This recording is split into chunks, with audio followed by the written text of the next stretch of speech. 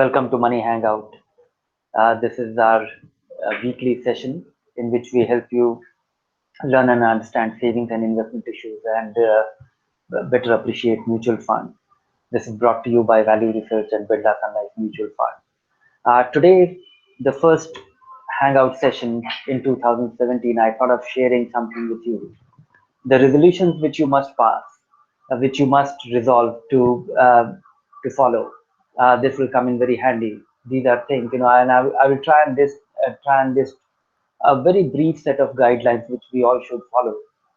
This is something which I'm deriving from my own experiences, the learnings that I have over the last 15, 20 years, ever since I started working. I was inclined to say, but it didn't come in. I had my own set of learning.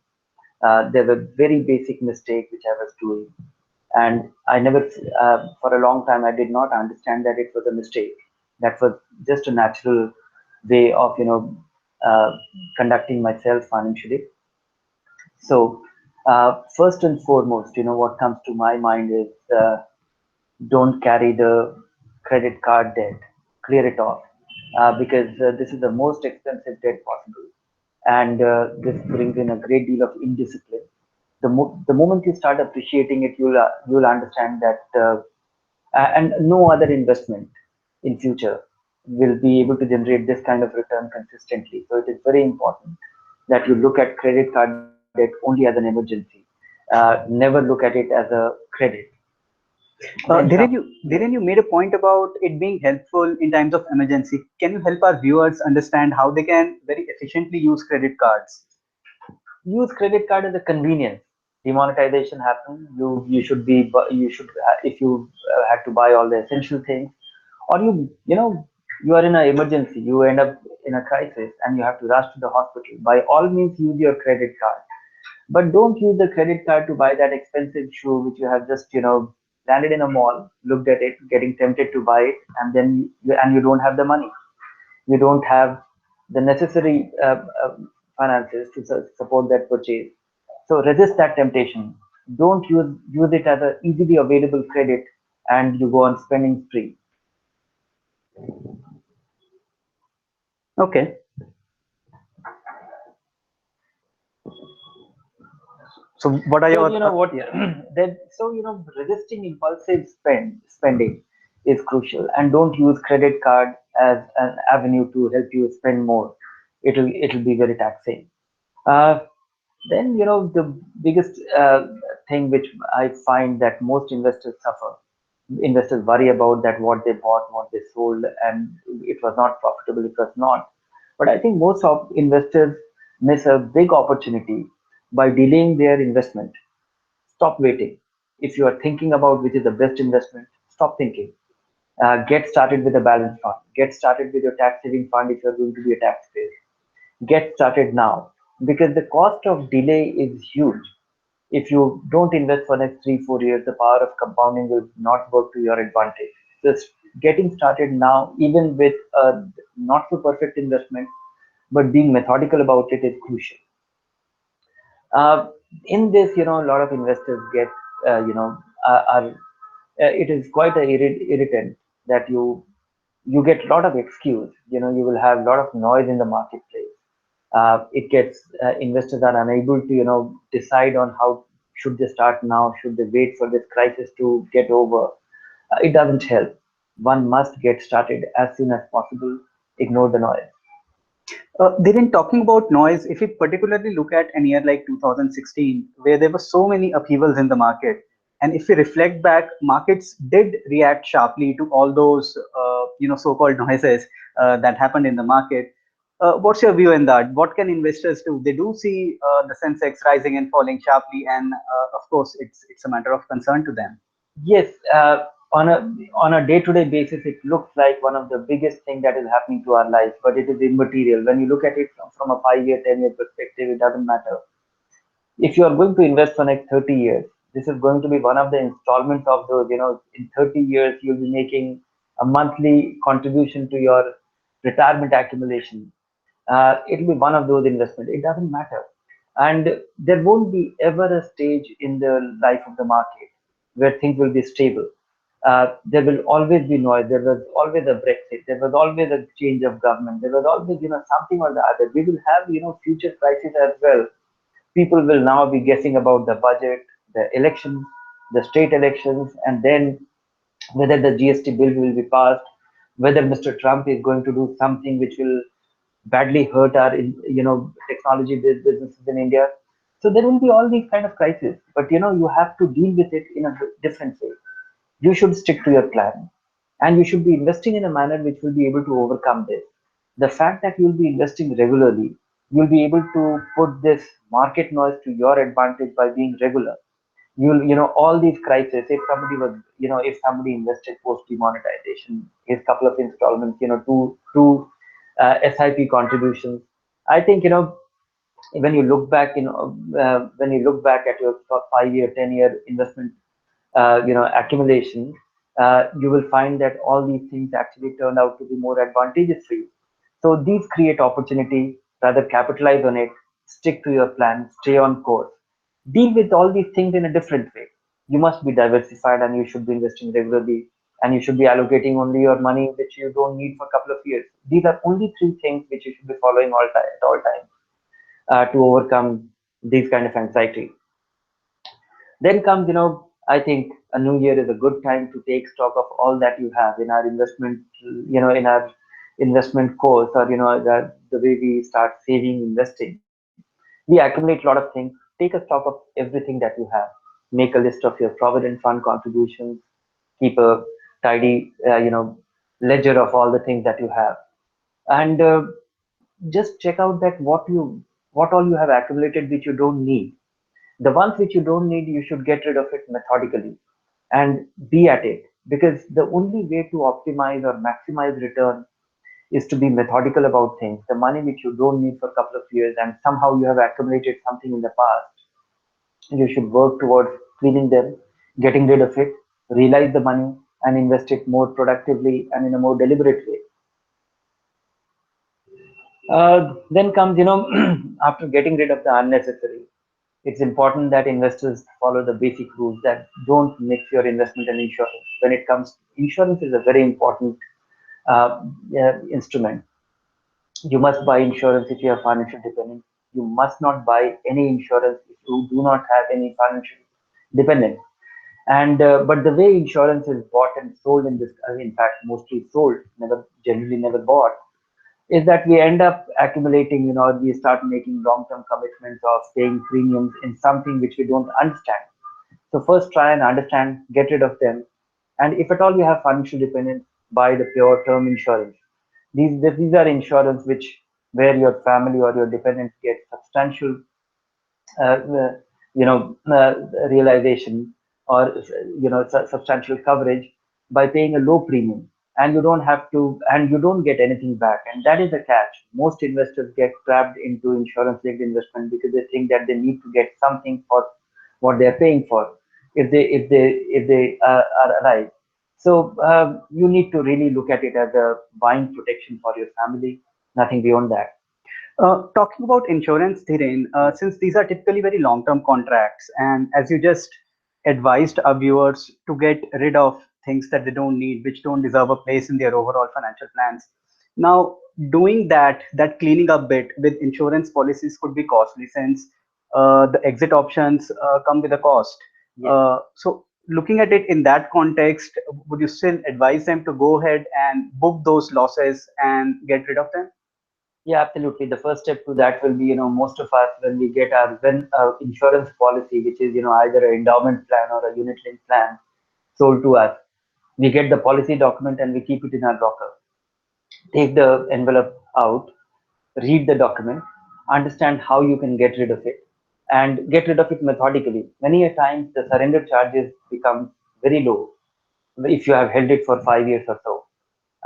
And nowadays, if it is actually a relatively new ULIP policy, then even those charges can be recovered. All the contributions. Earlier, it used to get forfeited if you discontinued your plan after 1 year or so. But today, it is they can't forfeit it, but you are likely to get your money back after 5 years. So read the policy document, understand how to exit it, Don't exit in a rush. Do some waiting. Sometimes the waiting could be 3 months, 6 months, or 1 year, so that the policy becomes old enough so that your uh, redemption charges are very low, your surrender charges are very low, and but be at it. It is a very unproductive investment which yields very low return, and it doesn't even get you meaningful insurance. All right. So that's about it. If you follow these 5 7 rules at all times, that you will not have the credit card loan, you will get started with your investments immediately, you will take stock all that you have, you will never mix insurance and investment, I think you will be on to a great financial future. So wishing you very best of 2000 in 2017, and hope that you follow these rules. Now I look forward to your questions. Thanks, Siren. Indeed, we have a long list of questions. Let me try and cover as many as we can today. First up, Anurag would like to know your opinion about value averaging investment plans. So these are the new, relatively newer cousins of SIP. What's your view on them? SIP gained popularity, and people thought that a good idea which investors are liking, why not complicate it?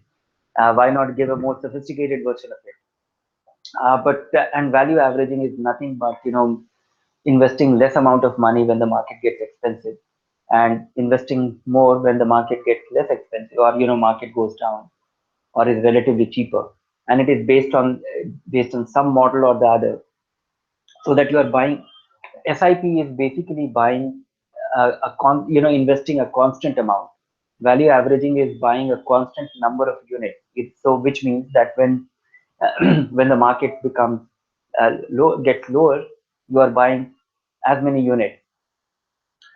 But it doesn't fit it with our investment cycle. We earn every month. Keep it simple. Don't complicate it. Devise a plan which is I find the simplicity of 2,000 rupees a month out of your 50,000 rupees salary every month. And when your income goes up, you increase it every year. And it fits in with our spending cycle, our earning cycle. Keep it simple. Of course, value averaging works, but that amounts to investing more or less on a month-on-month basis, and that actually reduces the simplicity. So SIP is a great idea. Don't complicate it. Keep it simple. Moving on, Chandra asks, what are the advantages of dynamic equity funds? Dynamic equity fund, they generally follow a model whereby they change the allocation and they change their equity preferences. So there is a different kind of market in which certain kind of stocks do better. So there are too many moving parts here. The allocation to fixed income as compared to an equity in the same fund. So the changing asset allocation, if the market gets very expensive, then the equity component comes down, and the kind of equity that is there in the portfolio also changes. So the dynamic equity fund, simply put, is a portfolio of stocks and bonds which is chosen in line with the market expectations of the fund manager.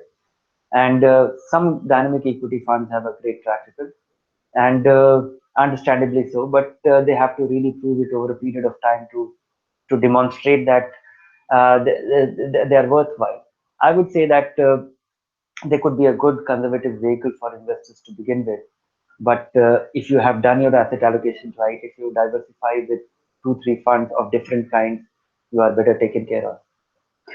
And one thing that goes in their favor, Dhiren, is that they are structured in a tax efficient way, isn't it? Yes, dynamic bond funds, they are all actually, principally they are equity funds. And even if they allocate more than 35% to fixed income, they do it in a manner that the tax treatment remains the same.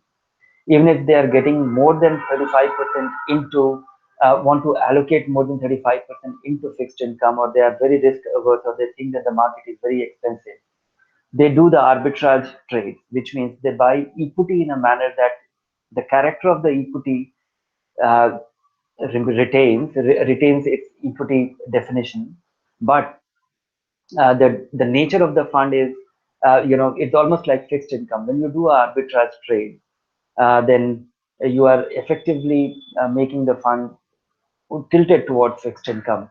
The nature of the return derived, because you are not taking the equity risk when you are getting into that arbitrage trade. These new variations of equity funds seem to be generating a lot of interest, Dhiren. Our next question is also somewhat on the similar lines. So Raj and Manish both have a similar question. They would like to know about equity income funds and how are they different from balanced advantage funds. They're somewhat similar. But equity income fund, the primary definition is that it will be investing in a range of equity, which will provide you, which will be more consistent performer. They will also derive a part of their income by way of dividend, and they will also be allocating a certain part to fixed income in a manner that will provide it stability. So, broadly looking at all these funds together, they are meant for conservative investors who are greatly disappointed by the big declines in equity value over time, intermittently. And so investors who have never invested in equity, they want to invest in equity, and they can't really withstand the upheavals of equity. These funds are meant for them. Dynamic bond fund, as I said earlier, that they generally follow a model and change their allocation depending on that. Equity income fund primarily try to have a larger allocation to fixed income, and at the same time they configure their portfolio in a more conservative way. So they may not be very highly growth oriented fund, but they will provide you return with greater stability. Moving on, Dhiren, this next question again, two of our viewers have the similar question. Uh, the strategy that they follow with their portfolio is that they are SIP investors and they review their portfolio once a year and they drop the underperforming funds in favor of the outperformers. Do you think it's a sound strategy? What's your advice for them? Maybe not. And how do you define the outperformer, underperformer? And there are occasions when there are underperforming funds which in a certain kind of market underperform to really compensate for all the underperformance in course of time. We have seen that even 1 or 2 year performance. So one has to really define that. How will you define the underperformance? In which cases you will actually not act on such an underperformance, and 1 year time may be too short. There are periods, when a great fund which has done very well over a long period of time underperforms in a year or two, and then really compensate for it. And so you can't really take it. I would say that investors should look at a full market cycle, relative underperformance and outperformance. Take a even don't take a calendar year view or to define the underperformance and outperformance. Moving on, Mr. Abhyankar asks what points he should consider before preparing a financial plan. Very simple things to follow. Just just list all your goals, all your financial goals, and first prepare yourself for a financial plan. You need to really build the foundations for planning to invest. So the foundation is having the emergency fund, having adequate life insurance for if you have financial dependence. Once you are done, and having a medical insurance, a health insurance for yourself and a family. And once you have done these three things, these are three basic preparedness which you must have. After that, list all your financial goals and start investing in specific instruments. Depending on the time frame of your investment. Couple of important or the key goals which occurs in an individual's life is your child's education, buying a home, and preparing for retirement. If you are doing for these two, three goals, or and ignore about the smaller issues like going for the next vacation, and define that which is a relatively negotiable goal. Like buying a home can be a negotiable goal. It can happen in 3 years, or you plan to do it in 3 to 5 years time frame. But your child's education or your daughter's wedding can't, if you have a definite time frame, it'll hit you on a specific date. So that is a non-negotiable goal. So starting to prepare, budgeting for it, making investment, and depending on the time frame, if all your goals are 5 years and away, then you can be investing in equity. And the other thing is, so I'm just listing the basic principles to follow. And as you get closer to your goal, start redeeming your investments methodically to the extent that you are not dependent on the market as you hit your goal, as you have to be, in readiness to meet their objective. So if you follow these broad principles, investing your long-term money is directed to a specific goal, preparing to get out of it, and first having the foundation before you start to plan. On a related note, Dhiren, Manoj, who is 45, says that he lost all his previous savings on account of a bad decision. He earns 18 to 20 lakhs a year, and he wants your advice on how he can plan his financial future. So you've just given a broad framework to go about financial planning. Is there anything you would like to add for a 45-year-old? It's never too late, and 15 years is a good enough time, but depends on what his goals are. If he's starting from ground zero, I think he should get started with great discipline. It will require great discipline. He should also try and save as much as possible, and he should work hard to save more to compensate for the misses that he has in all these years. So I would ask him to follow the same principle. Keep your emergency fund aside, and start investing depending on how far your immediate goals are. Start investing regularly and invest as much as you can directed towards those goals. And 15-year period, if he is working towards his retirement, unless he has some immediate goals in terms of child's education and other things which might be imminent, then it's a different story. But preparing for his retirement and at least saving as much as possible depending on the time frame is important.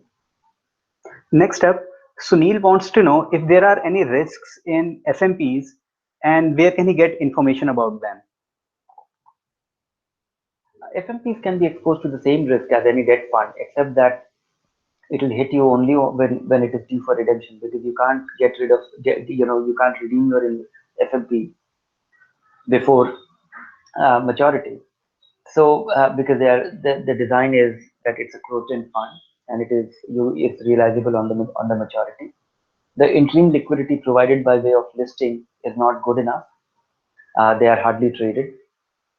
So FMPs, if a FMP is in a bad credit, if it has invested in a bond or a debenture which goes bankrupt, or which is not able to pay the principal and interest on time, then to that extent it will be a loss.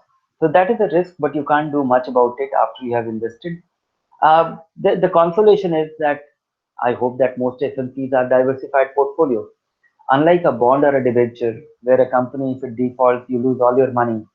In case of FMP, it will be some part. So all that you should ensure is that you are investing in a FMP based on the understanding that it will be reasonably diversified. It should not have more than 5% exposure. So that the worst case scenario is that you lose the gains, not the principal. Next up, Bazid has an NRE FD for a 10-year period, and only 1 year has passed since he made that.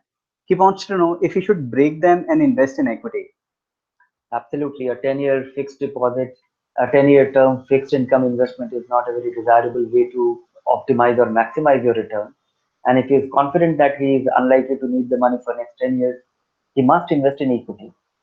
And I'm hopeful that even an NRI deposit, which will be yielding more than the domestic deposits, though the rates will come down and he has logged in into a slightly higher rate, will still be better off with equity. And he has another advantage. Once he's investing in equity, uh, the investment in equity will be on a repatriable basis, so he could be a bit in so and domestic equity, given the potential, it might translate into substantially higher return. 10-year term, he should approach it little cautiously, being a fixed depositor, that he should not invest all his money at one go. He should spread it to and average his investment over at least over the next 1 year. You talked about cleaning up one's investment portfolio as one of the resolutions, Dhiren.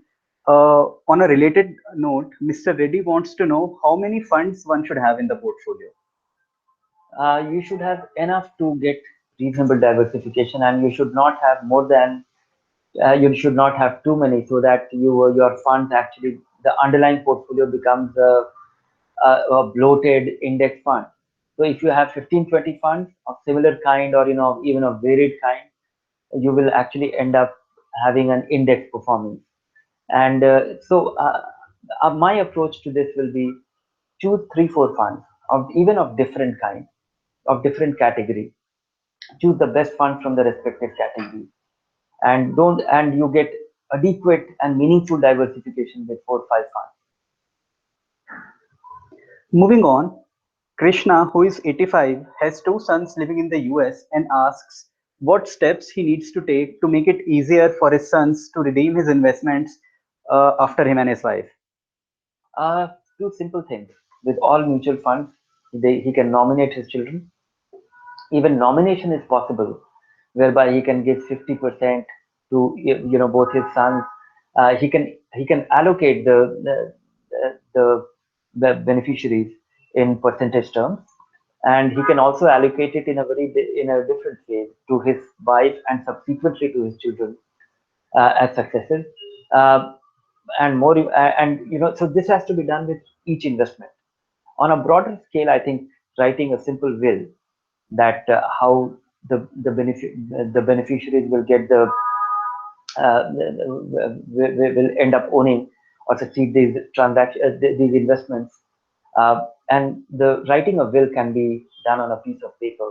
It need not be a very complicated legal exercise. Next up, Ajay asks if commodities can be used to improve portfolio returns. So, what's your view on commodities as an asset class? Don't complicate things. Uh, don't think of investing in commodity futures or the derivatives. It's meant for professionals. It's meant for real users. you know Somebody who is manufacturing bread, or is using it as an industrial input, by all means it is meant for those people. It is meant for other speculators. I don't think it's meant for investors. When you are investing in a diversified equity portfolio, the fund manager will choose to invest in commodity companies as well. That is a methodical way that those companies benefit when a company is positively inclined, or it thinks that the commodity cycle will work to the advantage of the company. And we have all kind of commodity companies whose stock you can buy. You have the steel, the aluminum, all kind of industry, whether it be metals, oil, oil exploration. So these are commodities. And owning their stock opportunistically, you are achieving that with a diversified portfolio. Don't think of investing in dabbling into, I would say, dabbling into, speculating into commodity futures. It's meant for specialists. It's meant for speculators, not for common investors. They normally burn their fingers there. Moving on, Ajit asks what actions should one take with regard to the long-term capital gains that one has accrued over a period of time, and he's asking that since he fears that the government may start taxing them again. There was a rumor, and the finance minister clarified that that is not on the table. So for now, not much to worry. But I would still feel that once if you are sitting on huge capital gains accumulated, or achieved or accumulated over a long period of time, one should realize it. Who knows, government changes its mind over in course of time. So at least the gains that have been realized till a point. And if you don't necessarily have to make any investment change, maybe if you have accumulated your gains over the last 10 years, sell those investments, buy it again. The worst case scenario is that you will have to hold it for one more year for it to become completely tax free. But as a long term investor, assuming that there is no change in the tax rules, but as a long term investor, you don't you're not at any disadvantage. We'll take one last question for today's session, Dhiren. Mr. Gole would like to know if he can invest 10% of his savings in an MNC fund. I don't know about the percentages, and I don't think there is a thumb rule, or there is any kind of scientific basis. Yes, MNC funds have proved to be fairly rewarding. They're very old funds with long track record. There was a case for such MNC funds long back, that multinational companies used to have superior corporate governance. But today, some of those companies have the competitive advantage. Some of them are very efficient companies, and they happen to be multinational. but they are a compromise on diversification. So by all means, there are only two multinational MNC funds, and both have excellent track record. One should consider them, uh, and one should not have, generally as a broad rule, not have more than 4 or 5 funds. And these are proving to be good, well managed funds investing in high quality companies. So that should be the yardstick, not the MNC per se, which has lost its relevance of late. Thanks, Hiren. Any Thank parting you. advice for our viewers? Uh, Remind yourself of these resolutions, get into act. These are very simple things to do, and in our laziness, in our course of life, we don't do it very aggressively. Use it. Do these 4 or 5 things, and it will come in very handy. It will help you get onto a great financial future. Thank you, Hiren. Thank you. To our viewers, I'd like to inform that Mr. Modi has just announced an 8% guaranteed return for senior citizens on 31st of December. In our next session, we'll decode that and discuss what does that mean to your retirement income. Join in. Thank you for today's session. Thank you.